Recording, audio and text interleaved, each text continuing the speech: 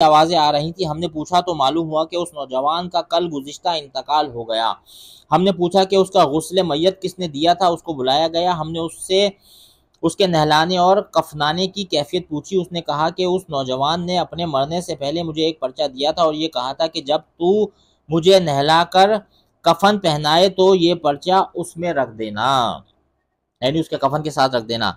मैंने उसको नहलाया, कफनाया और वो पर्चा उसके कफन के और बदन के दरमियान में रख दिया। जाफर बिन सुलेमान रहमतुल्लाह अलैह कहते हैं कि मैं हजरत मालिक बिन दीनार रहमतुल्लाह अलैह के साथ एक दफ़ा बसरा में चल रहा था। एक आलीशान महल पर गुजर हुआ जिसकी तामीर जारी थी और एक नौजवान बैठा हुआ मेमारों को यानी घर बनाने वालों को हिदायत दे रहा था कि यहाँ ये बनेगा, वहाँ इस तरह बनेगा। मालिक बिन दीनार रहमतुल्लाह अलैह उस नौजवान को देखकर फरमाने लगे कि ये शख्स कैसा हसीन नौजवान है और किस चीज़ में फंस रहा है, यानी दुनियादारी में और मकान बनाने में मसरूफ़ है। इसको इस तामीर में कैसा इन्हिमाक है। मेरी तबीयत पर यह तकाजा है कि मैं अल्लाह जल्ल शानहू से इस नौजवान के लिए दुआ करूं कि वो इसको इस झगड़े से छुड़ाकर अपने मुखलिस बंदा बना ले। कैसा अच्छा हो अगर ये जन्नत के नौजवानों में बन जाए। जाफर, चल इस नौजवान के पास चलें। जाफर कहते हैं कि हम दोनों उस नौजवान के पास गए, उसको सलाम किया, उसने सलाम का जवाब दिया। वो मालिक रहमतुल्लाह अलैह से वाकिफ था मगर मालिक रहमतुल्लाह अलैह को पहचाना नहीं। थोड़ी देर में पहचाना तो खड़ा हो गया और कहने लगा, कैसे तशरीफ आवरी हुई। मालिक रहमतुल्लाह अलैह ने फरमाया, तुमने अपने इस मकान में किस कदर रुपया लगाने का इरादा किया हुआ है। उसने कहा, 1,00,000 दिरहम। मालिक रहमतुल्लाह अलैह ने फरमाया कि अगर तुम ये 1,00,000 दिरहम मुझे दे दो तो मैं तुम्हारे लिए जन्नत में एक मकान का जिम्मा लेता हूँ जो इससे बदर जहाँ बेहतर होगा और उसमें हशम खदम बहुत से होंगे। उसमें खैमे और कुब्बे सुर्ख याकूत के होंगे जिन पर मोती जुड़े हुए होंगे। उसकी मट्टी ज़ाफ़रान की होगी, उसका गारा मुश्क से बना होगा जिसकी खुशबुएं महकती होंगी। वो कभी ना पुराना होगा ना टूटेगा। इसको मेमार नहीं बनाएंगे बल्कि हक ताला शानू के अमर कुन से तैयार हो जाएगा। उस नौजवान ने कहा, मुझे सोचने के लिए आज रात का मौका दें। कल सुबह आप तशरीफ़ लावें तो मैं उसके मुतालिक अपनी राय अर्ज़ करूँगा। हज़रत मालिक रहमतुल्लाह अलैह वापस चले आए और रात भर उस नौजवान के फ़िक्र और सोच में रहे। आखिर शब में उसके लिए बहुत आजिज़ी से दुआ की। जब सुबह हुई तो हम दोनों उसके मकान पर गए। वो नौजवान दरवाजे से बाहर ही इंतज़ार में बैठा था और जब हज़रत मालिक रहमतुल्लाह अलैह को देखा तो बहुत खुश हुआ। हज़रत मालिक रहमतुल्लाह अलैह ने फरमाया, तुम्हारी कल की बात में क्या राय रही।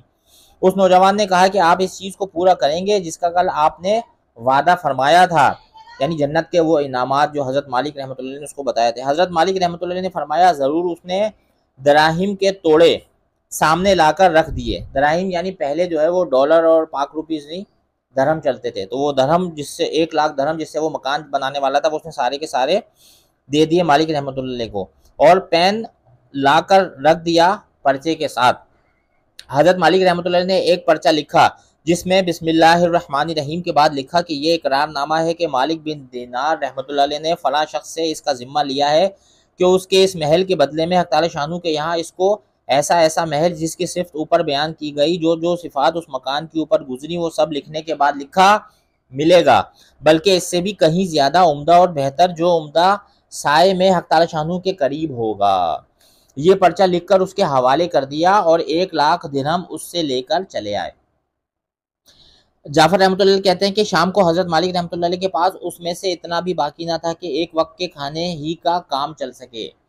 इस वाक़ये को 40 दिन भी ना गुजरे थे, यानी सारा का सारा सदका कर दिया। ये बुजुर्ग लोग थे, ये अपने पास नहीं रखते थे पैसा, तो इस वाक़ये को 40 दिन भी ना गुजरे थे कि एक दिन हज़रत मालिक रहमतुल्लाह जब सुबह की नमाज से फारिग हुए तो मस्जिद के मेहराब में एक पर्चा पड़ा हुआ देखा। मेहराब मेरे दोस्तों यहाँ जहाँ इमाम साहब खड़े होकर नमाज़ पढ़ाते हैं उसको मेहराब कहते हैं। मैंने कहा आपको पता नहीं होगा, बता दूं।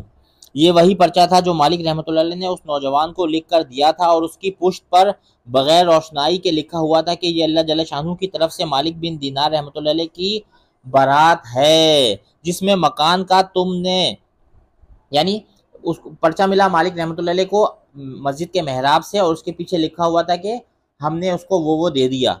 उसके पीछे लिखा हुआ रोशनाई से, जिस मकान का तुमने उस जवान से जिम्मा लिया था वो हमने उसको पूरा पूरा दे दिया और उससे 70 गुने ज्यादा दे दिया। जाफर हजरत मालिक रहमतुल्लाह ने उस पर्चे को पढ़कर मुतहय्यर से हुए, यानी परेशान से हुए। उसके बाद हम उस नौजवान के मकान पर गए तो वहां मकान पर स्याही का निशान था, जो सोग की अलामत के तौर पर लगाया होगा, यानी गम के तौर पर, और रोने की आवाजें आ रही थी। हमने पूछा तो मालूम हुआ कि उस नौजवान का कल गुज़िश्ता इंतकाल हो गया। हमने पूछा कि उसका गुस्ल मैयत किसने दिया था, उसको बुलाया गया। हमने उससे उसके नहलाने और कफनाने की कैफियत पूछी। उसने कहा कि उस नौजवान ने अपने मरने से पहले मुझे एक पर्चा दिया था और ये कहा था कि जब तू मुझे नहलाकर कफन पहनाए तो ये पर्चा उसमें रख देना, यानी उसके कफन के साथ रख देना। मैंने उसको नहलाया, कफनाया और वो पर्चा उसके कफन के और बदन के दरमियान में रख दिया। हजरत मालिक रहमतुल्लाह अलैह ने वो पर्चा अपने पास से निकाल कर उसको दिखाया।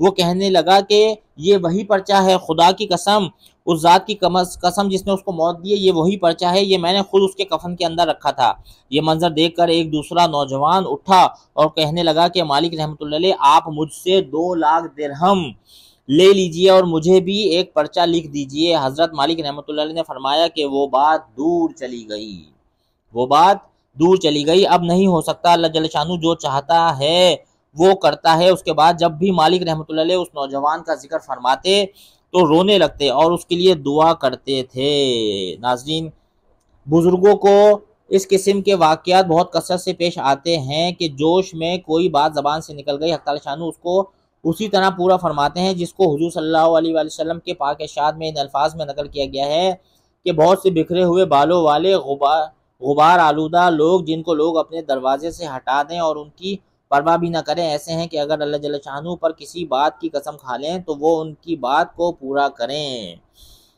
तो जनाब, ये वाक़यात हैं, आपको हम पेश करते रहेंगे, सुनाते रहेंगे, पढ़ पढ़ के फ़ज़ाइल बताते रहेंगे। हमारे वीडियो, अगर आपको वीडियो पसंद आई तो वीडियो को लाइक करें, हमारे चैनल को सब्सक्राइब करें। पूरी प्लेलिस्ट है फ़ज़ाइल नमाज की, फ़ज़ाइल कुरान की, आपको सारे फ़ज़ाइल सुनने को मिलेंगे। फ़ज़ाइल सदक़ात की भी प्लेलिस्ट है, तो वो पूरी किताब मैं शुरू से पढ़ रहा हूँ, आप उसको जाएँ सुने, आपको इंशाल्लाह बहुत फ़ायदा होगा। गाड़ी में हम सुबह आते जाते वैसे हम बहुत सी चीज़ें स्क्रॉल करते हैं, तो इंशाल्लाह हम ये थोड़ी थोड़ी वीडियो 10 मिनट की, 5 मिनट की भी सुने तो इंशाल्लाह अल्लाह पाक हमें अमल करने की तौफ़ीक़ अता फ़रमाएगा। अस्सलामु अलैकुम व रहमतुल्लाह।